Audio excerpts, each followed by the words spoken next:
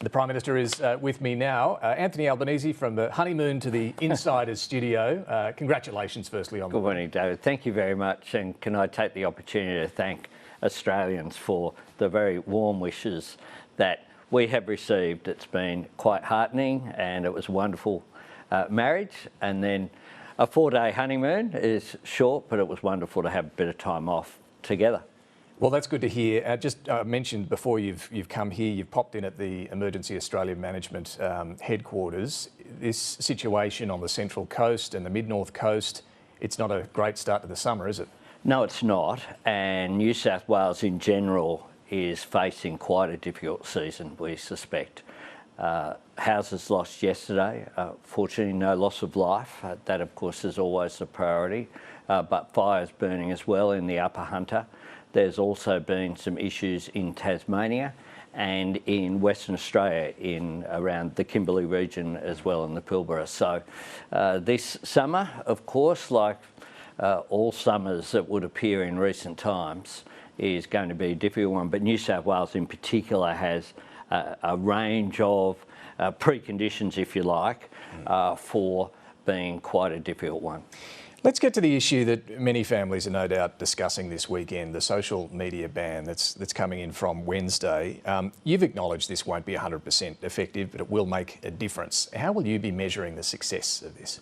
I think it is a success already, David, because what's happening is that parents are having this discussion with their young ones. We had a discussion with some of the kids who are visiting the studio here this morning. That will happen. That will happen. It's happening in schools. It's happening with parents having those discussions with children. It's happening as well to hold these social media giants to account.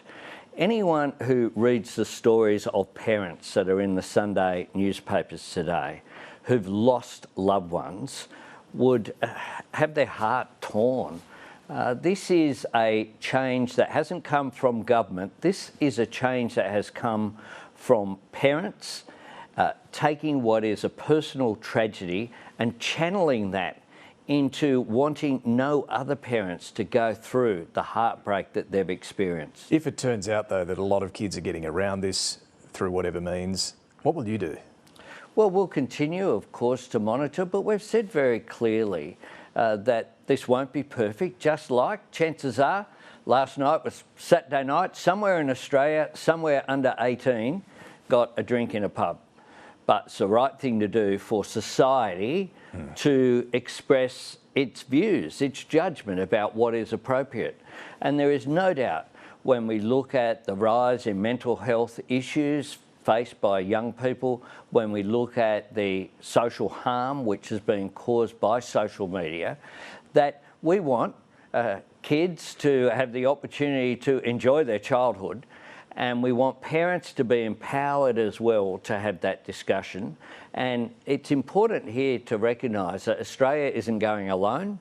On January 1, change kicks in Malaysia. We have New Zealand. The European Union in the past fortnight has adopted a resolution moving towards this change going forward as well. So this is a global issue that the world is dealing with. You had an event, to that end, you had an event on the sidelines of the United Nations in New York, which brings us to the travel bill for Annika Wells, your minister, who was there along with you, Penny Wong and so on. It turns out nearly $100,000 was spent just on flights for the minister, a staffer and a public servant to attend with her.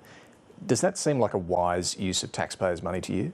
Well, this was a really important event, David. It was an important event that directly led to the European Union taking action. You were at the event, David, and one of the comments that I heard from various UN officials and other world leaders who were there, it was addressed by Ursula von der Leyen of the European Union, by Prime Minister Mitsotakis of Greece. We had Prime Minister Rambuka of Fiji. We had world leaders there listening. And the comments that were heard afterwards were, I've been to lots of forums at the United Nations. This is the first time I've been to a forum that has changed my mind. And the most powerful speech given there was by Emma Mason, who spoke about losing her young daughter, Tilly. And if you didn't have a tear in your eye during that speech, then you need to check. Yeah, agree with that. Whether your heart was there. It was a very powerful speech. I suppose the question is, was the importance of having Annika Wells there worth that sort of expense to the taxpayer?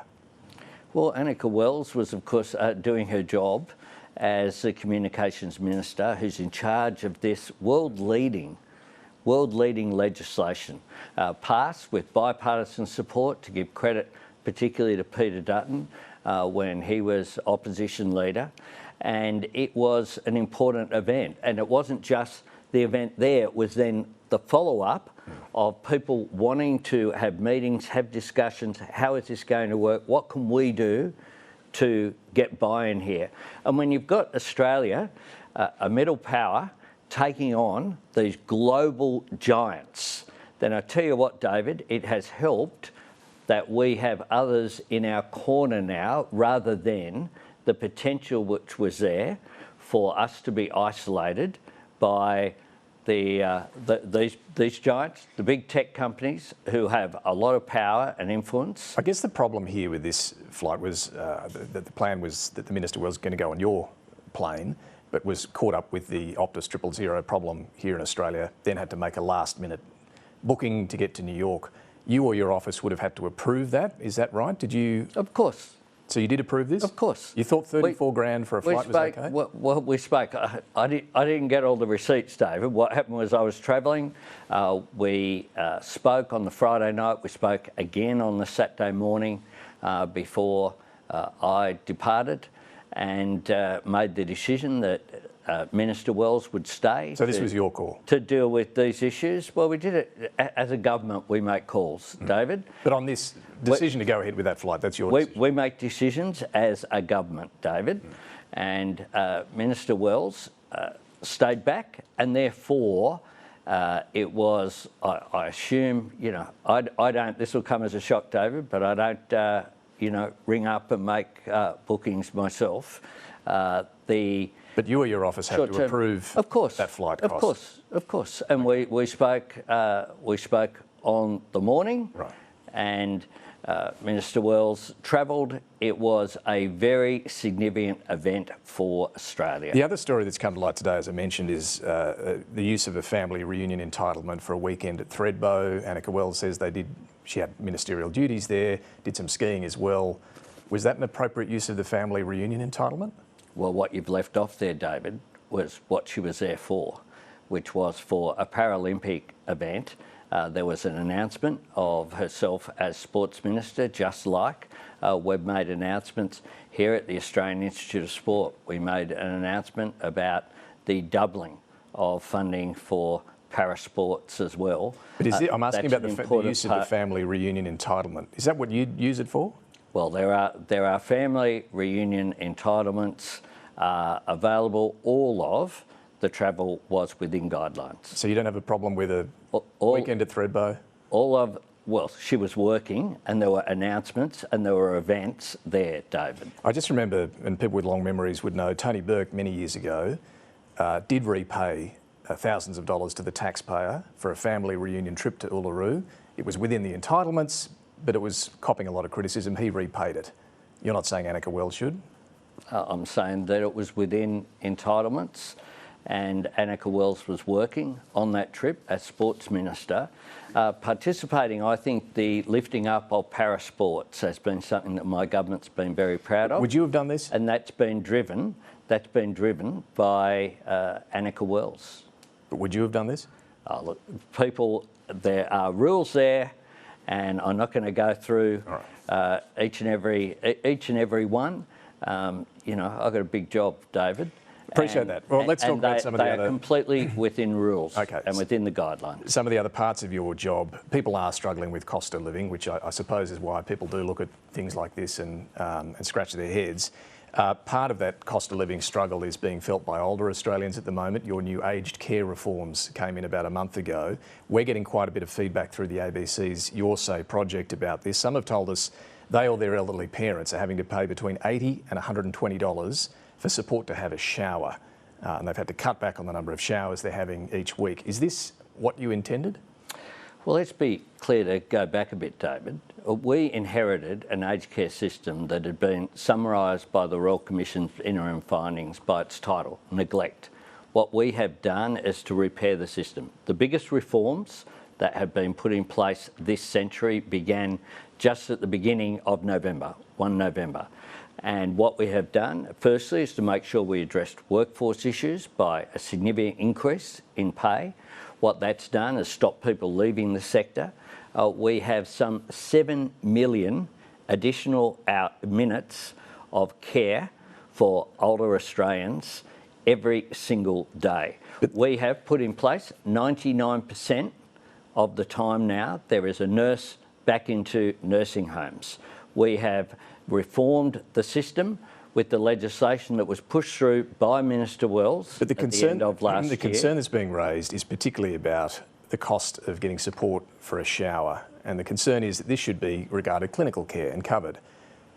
Should people be having to cut back the number of showers they're having? No, well, look, we took advice from the experts on what clinical care was. The government meets 100% Should that be reviewed, of the costs Should a shower be considered? of clinical care. Well, what we do constantly, David, is we always monitor a new system. That's what we do. So this is open to change? That's what we do, David. We monitor and make sure that the system is delivering the care that is intended. So what's the message then to those who are contacting us, and no doubt MPs as well?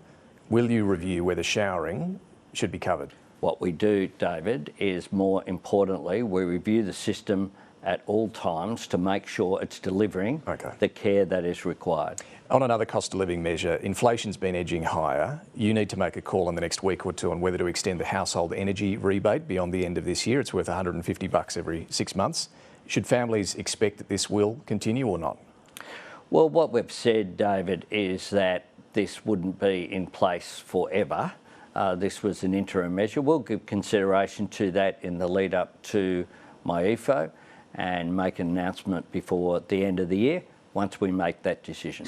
I mean, if power bills came down, it'd be a lot easier. You're working out what to do on gas to get more gas into the market. Can you give us any indication what your thinking is about a gas reservation policy? Will all the gas exporters have to keep more here? Well, we want to make sure, importantly, you've got to address what the objective is. The objective is cheaper gas. And so we're examining that. We won't be making a decision tomorrow, contrary to what has been reported. What we're doing is working those issues through, and we'll make an announcement before the end of the year. Okay. Will all the gas exporters be covered by what you do? Well, what we do is we do proper analysis and discussion through a cabinet government that I lead, and we'll do that. We'll have discussions this week, next week. We'll make an announcement before the end of the year. Prime Minister, it has been quite a year for you. It has. You joined us at the start of the year, and I think the political landscape looked very different then. You are now in a commanding political position, and there's been this constant debate about how you use this moment, how ambitious you should be. 7 months on from the election, as this year comes to an end, how are you thinking about this? Well, I went to the National Press Club straight after the election and made it clear that for those people who thought, oh, well, they've got this majority, now they should ignore what they went to the election with, that wasn't what we would do, that this would be a year of delivery. So we've gone through one by one and ticked that off. Paid parental leave extended, superannuation on paid parental leave, the increased wages in the minimum wage, the energy support through the batteries program that has made a difference, 20% off student debt. One by one, ticking off the commitments that we made at the election campaign and then delivering it. Which is important, but you still have a budget stuck in deficit and a tax system that many say, hurts younger people. Are these things you're willing to take on? Well, I also said in that speech at the very beginning of the term that that wasn't the limit of our ambition. So this year is, if you like, should be seen as a step on the journey, not the destination. So 2026 then? The job of reform is never done. And in the lead up to the budget in May next year, we'll give consideration to the full suite of policy measures. The economy, of course, is front and centre. but also social policy. We've got through our environmental reforms on the last sitting day. On social policy, is gambling advertising on the list? Well, we've always said that we'll look at, always looking to do more. We've done more to tackle that issue than any government since Federation. But will you do what the Murphy Review recommended on gambling ads? Well, a lot of those things were about state government, and many of the commentators on the Murphy Review haven't actually read it. So there's a range of measures there. We've done a range of measures already, but of course there is more to do. So the priority for the start of 2026 finally? Is always the economy. There's always the economy, making sure that we continue to see. We've had 8 consecutive quarters of real wage growth. We think that's a good thing. We want to make sure that people continue to earn more and keep more of what they earn. We'll have the tax cuts kicking in July next year and the following July. But we'll also look at the full suite of measures is what my job is to do. I am quite pleased, if you like, that the government has put in place a system through our Cabinet Committee process where we've gone through literally and ticked off the big commitments that we made to the Australian people. You've got to show the Australian people the faith in democracy is deserved. And if we had have got elected and just thrown all that out, then I think that would have been undermined. But we know there's more to do, and there will also be, inevitably, David, there will be issues arise that we can't foresee now. I look forward to speaking to you at the beginning of next year, and I'm sure some of those will have arisen over the summer break. We look forward to that as well. Prime Minister, thank you for joining us this morning and through the year, and hope you get a bit of a break. Thanks very much, David, and Merry Christmas to you and all the Insiders listeners. Thanks very much.